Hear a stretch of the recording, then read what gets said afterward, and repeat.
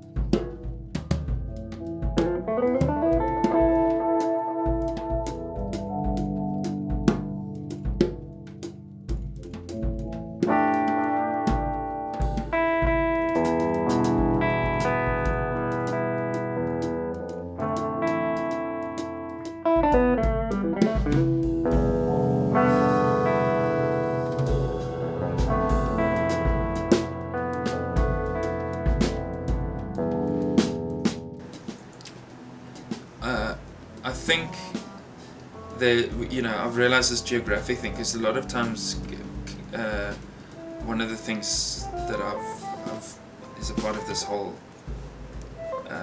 idea that I'm trying to put forward and take a video of and put it out there, is that there's certain things that we make connections with.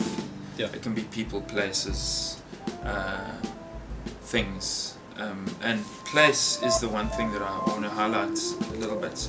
Is that you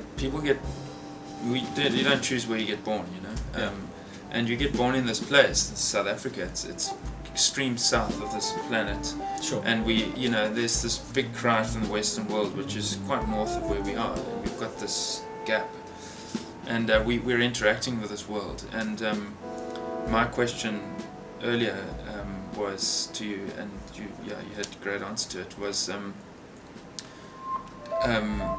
South African music and South African culture.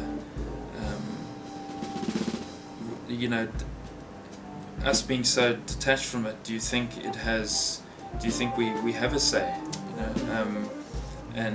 where do you think we can place ourselves, and that's really where it is. We're trying to place ourselves somewhere. Once you find a place, you can express, Exactly. Yeah. Do you think we have a place, as South African musicians? I think we're in a very unique position as South Africans, because we kind of at the point where we're trying to imagine an identity and imagine who we are. And as artists, our approach to doing that is a creative approach. So in the moment think of who you are in a cosmopolitan context. I think in contrast to other musical traditions where there's a much more linear historical progression, we have a somewhat fragmented cultural situation, and I think we all kind of coming to terms with each other and the different cultures in this country. But whereas that can take on an antagonistic form in the political realm, in the realm of the arts, that becomes something to celebrate. We celebrate the differences, we celebrate all these different cultural threads that we can learn from, and answer the question of who we are.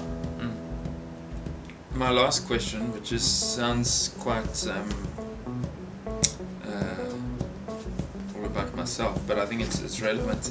How would you put into words the connection we have socially and musically? Can't talk about that now.